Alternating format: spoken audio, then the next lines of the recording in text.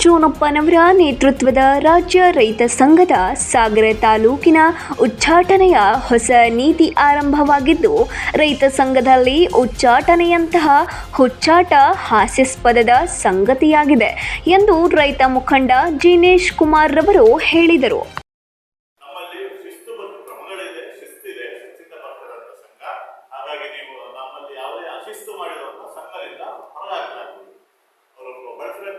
ಉಚ್ಚಾಟನೆ ಅಂತೇಳಿ ಪದ ಬಳಸಿದ್ದಾರೆ. ಮೊದಲನೇದಾಗಿ ಅವರು ಸಂಘ ವಿರೋಧಿ ಚಟುವಟಿಕೆ ಏನಂತ ಹೇಳಿದರೆ, ಇತರ ಸಂಘಗಳೊಂದಿಗೆ ಗುರುತಿಸಿಕೊಳ್ಳುವುದು, ಅಂದರೆ ಬೇರೆ ಸಂಘಟನೆ ಜೊತೆ ನಾವು ಗುರುತಿಸಿಕೊಳ್ಳುವಾಗಿಲ್ಲ ಅಂತ ಹೇಳಿದ್ದಾರೆ.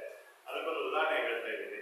ದಿನಾಂಕ 2/3/2026 ಪತ್ರಿಕಾ ಭವನದಲ್ಲಿ ಸುದ್ದಿಗೋಷ್ಠಿಯಲ್ಲಿ ಮಾತನಾಡಿ, ಕಳೆದ ಹಲವು ವರ್ಷಗಳಿಂದ ಶಿವಮೊಗ್ಗ ಜಿಲ್ಲೆ ಸಾಗರ ರೈತ ಸಂಘದಲ್ಲಿ ರೈತಪರ ಹಾಗೂ ಸಮಾಜಮುಖಿ ಹೋರಾಟಗಳಲ್ಲಿ ಸಕ್ರಿಯವಾಗಿ ತೊಡಗಿಸಿಕೊಂಡಿದ್ದೇವೆ.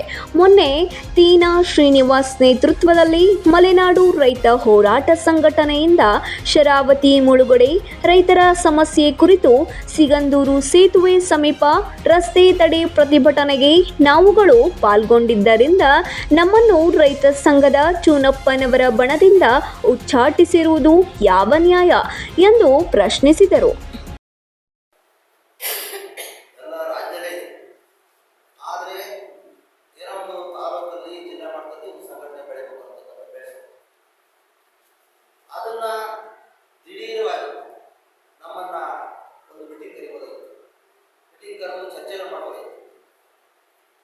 ಅದನ್ನು ದಿಢೀರವಾಗಿ ಸೇರಿಸದೆ